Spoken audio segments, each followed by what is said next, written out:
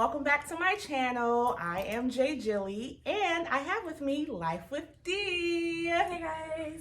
So today we are going to do kind of like just like a friend check-in about our 2020, a little reflection, and then a little of us setting our goals for 2021.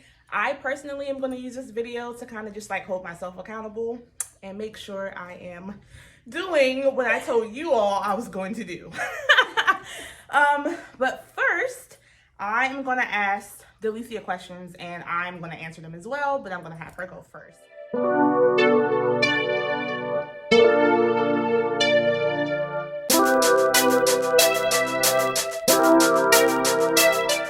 So first question up is 2020 was really rough for a lot of people. You got coronavirus, you had, Trump and the campaign and all of that stuff. But what was your favorite thing about 2020? Despite everything that happened, what was the good that happened for you in 2020? Actually, I was really fortunate. I feel like I had a lot of good things happen to me this year. I was really, really fortunate.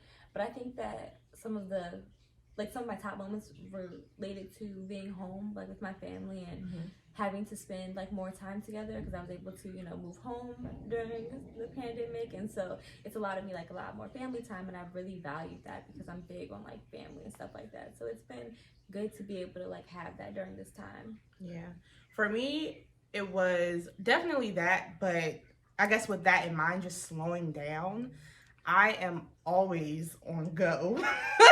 Literally, like I always have a bag packed in my trunk because I'm always on the move. And 2020 really allowed me to just like slow down, catch a breather, and feel okay with telling people no. I think that was definitely one of the lessons I learned in 2020. Oftentimes when I'm a big, like, I'm going to support people until my last breath. So if anyone ever said they were having an event or they wanted me to come to something, I made it my business to do it. But it was burning me out. Like, I was absolutely exhausted. And I think the most time I spent in the house during coronavirus was maybe like 2 or 3 weeks because I was an essential employee with my behavior therapy clients. But those 3 weeks, I really was able to reflect and just like, chill out. Enjoy being home. And just like relax. It was the first time I actually quit my clients in 2020. And so for the first time in like, who knows when, I am a one-job shorty. And so that was like, that's also something that's my favorite part about 2020 for me is that, that extra money, of course, was spent on Amazon. And I really didn't need it. And so I just took that as an opportunity to like, if my full-time job can't cover my expenses, then I obviously don't need it. So that was my favorite thing. So what was your least favorite thing about 2020? I feel like my least favorite was that it really restricted travel. Right when coronavirus kind of hit and things started getting locked down, we had a trip planned. We did. To go to North Carolina to go visit one of our friends. We did. And we had to cancel that.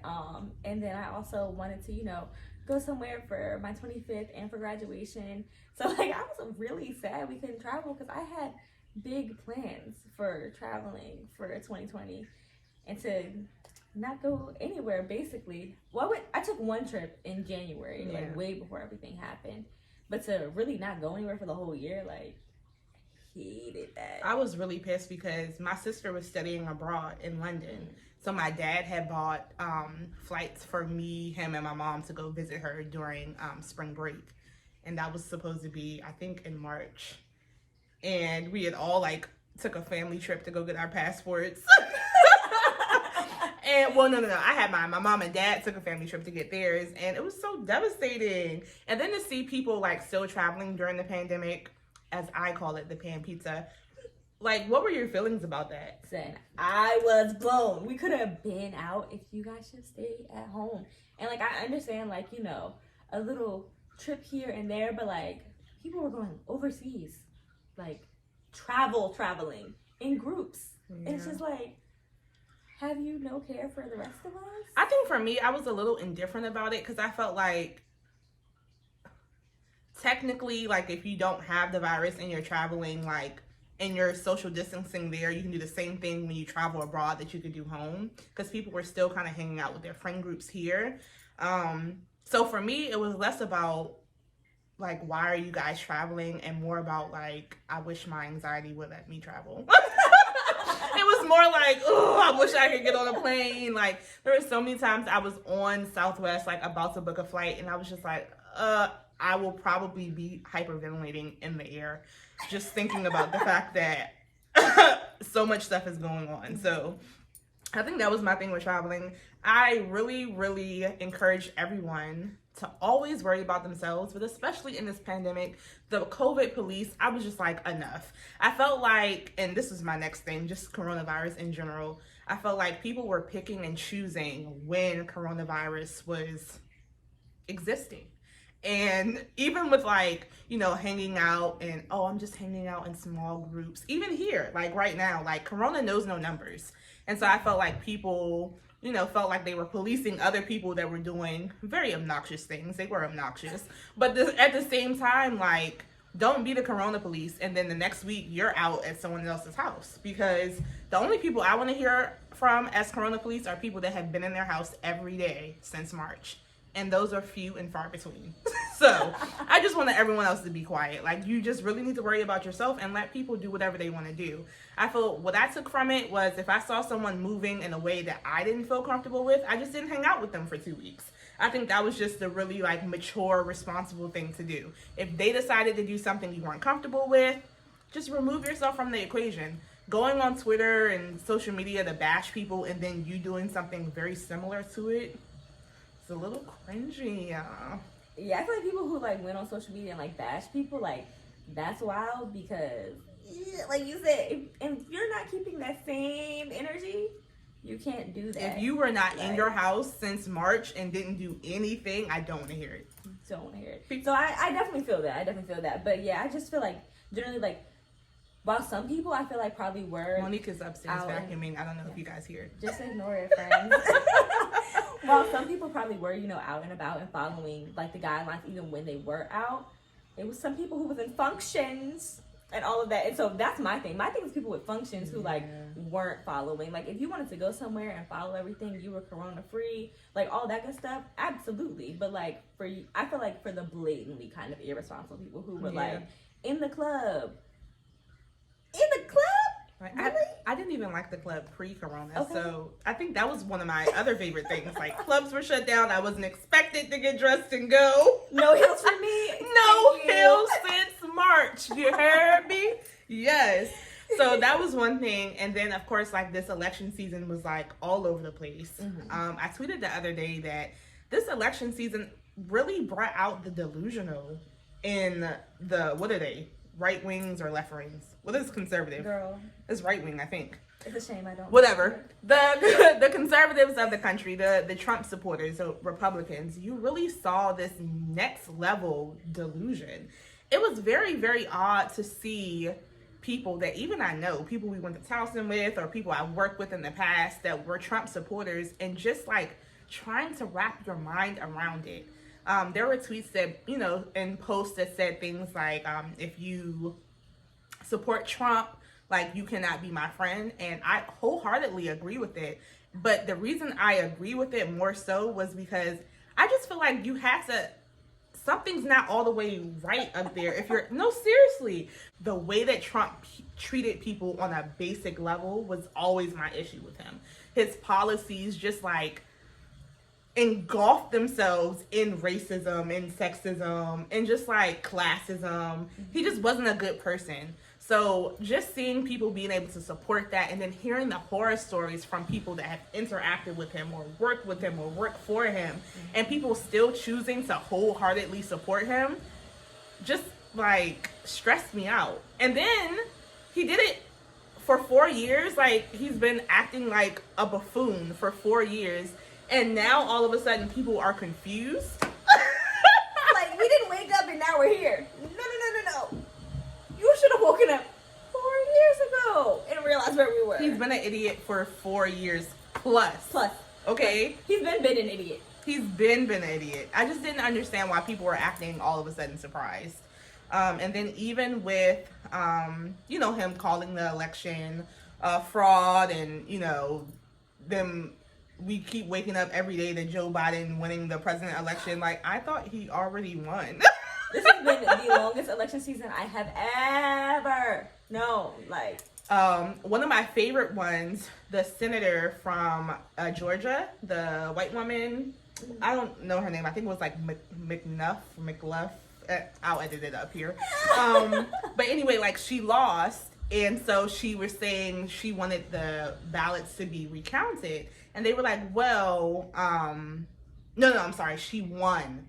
But she was saying that Trump losing was fraud. Like, they miscounted the ballots. And so someone was like, the same ballots that you were on, that you won? She was like, no, not me. Just Trump's side. So again, back to the delusions. Like, people were just really crazy. And then this past weekend in DC, all the rioting from those thugs and terrorists at the Capitol building. Despicable people. How did that make you feel? I was shook. I was in the middle of a session when, like, they broke the barrier. Mm-hmm. And so I was talking to one of my clients who is in DC. And she was like, why do people keep calling and texting me? And I was like, girl, I don't know. And she, like, opened her phone and she was like, oh. That's why. That's why. And, like, literally, like, in the session, in that moment, we found out together what was happening. And it was, like, we couldn't even finish our session at that point. Yeah. Because all of her That's family members was calling her and, like, checking on her because she's, like, I guess within kind of walking distance of everything. Oh, wow. So she was like, yeah. And I was like, oh, no, girl. I'll see you next week. Go handle that. It was just like, go be safe. What? Like, it was crazy. Yeah. So last work week was, like, super rough for me. Mm-hmm. I think it was the first week back from break. Parents were, like, on edge. Kids were on edge. Teachers were on edge. So I was on edge. And so I had kind of, like, not been on Twitter or any real social media websites. My phone had been on Do Not Disturb the whole week. So I had really been oblivious to everything in the outside world. So yeah, I got off work and I just randomly decided to check Twitter, and the timeline, of course, was in an uproar. And I think my first reaction, the first tweet I saw was the clip of Chris Tucker saying, shoot him. And so then I go and do my research as to why people are using that. And I have to say that I am like 50-50 with, of course it was all jokes, last for Twitter. But half of me was really like, yeah, shoot them, because that's what you guys would have done to us. Mm-hmm. But then on the other hand, I'm always, a victor for life and for, choosing the high road. But sometimes it can be really hard. And in that moment, I would never judge anyone for celebrating that someone from that opposing side was shot and killed, because they do it to us all the time. And it doesn't make it better, but it is life. One of the women that stormed the Capitol was shot in the neck, and later died. Mm-hmm. And so they were saying, like, say her name. That was so offensive to me. And I'm sure to many, Black women and Black people in general, just because, when we did those type of campaigns, we were called everything under the sun. But of course, because it was them this time, they wanted that grace extended to them, the grace that they never extend to us. Mm-hmm. So it was very hard to just process and just, like, watch, like, those people literally, police were, like, taking selfies with them and videos, and just seeing my peers and my friends that, participated in protests and how they were treated this past summer. And then to see how those people were treated in a federal building. It was crazy. Like, they made it into Pelosi's office, sitting at her desk. Took her laptop, like her monitor. Yeah, just so many things that we would not have even had the chance to do. And so, again, it was no surprise. There were a lot of tweets of them saying, like, Black people are not surprised at the least right now. But it still didn't feel good. Like, it still felt like, dang, they really hate us so much because of the color of our skin. Mm-hmm. And they can do whatever they want with no repercussions. Mm-hmm. Yeah, I definitely agree. I was not shocked, you know, by the number of people who were able to walk away and go back to their regular lives, comparatively speaking to the protests that we saw this summer. But it was just disheartening. It's like no matter how much you know, having to experience it over and over and over again, like it still hurts. Like it's still upsetting. It's still frustrating, and it's tiring. Like, you know, I'm tired of having to go through this and feeling this way for months now. Yeah, and then just to see, like, it's one thing for you to, you know, fight for something that you believe in, but when you believe what you believe in oppresses other people and you know, takes away their rights and just human basic rights, I just don't understand how people can wholeheartedly stand before, you know, people and say, this is what I believe, this is who I'm supporting, and think that it's okay. But you know, my prayer is that as this administration transitions out, that we will see a little bit of light. And like I said before, you know, I'm not expecting Joe Biden, Lord, especially not him. I'm not expecting Joe Biden to come in and just fix everything that Trump did in the last 4 years. But what I am expecting is just the shift in the attitudes that people have towards people that don't look like them to change. I think that Trump really, really lit a fire under racist people's butts to just be racist I was gonna say outwardly. Before they was racist in their house, and they was like, you know, doing what they did in their house, but now they're like, we can go out in the streets and do it. Yeah. So yeah, probably going back to that more covert racism. Yeah, and even there were some people that like were saying they no longer support Trump after supporting him for 4 years. I'm hoping that they really see the era in his ways and what he brought this country, what he encouraged members of this country to do. And I'm hoping that they use their platform and their privilege to really shine a light on how damaging it has been for, you know, communities of color, and how we can move forward, take this, you know, historical time. 2020 was really, really historical. I will be that parent in the back of my child's class, making sure they're teaching it correctly. Okay. So it was really, really historical, and I just hope that all the lessons that we learned in 2020 on, you know, on a meso or a macro system, sorry, for all of my social work people out there, for on a micro system, that we really, like, you know, think about those lessons and really implement them into our daily life in our country. Because America looks like a trailer park to other countries at this point, not the ghetto, the trailer park. And for us to be so advanced in so many things, you would not think so. Honestly. You would not think so. From how we handle coronavirus to how we have handled this election season, it is honestly embarrassing. I am not a U.S. citizen. I am a child of the God. King. A child of God. Hello. Okay, that is where I am from. So yeah, so for me, I wanted to reflect on like my 2020 lesson, what was like my overarching lesson. And I think for me, really just like living in the moment. I want to touch on Soul for just a second, because I know we talked about it.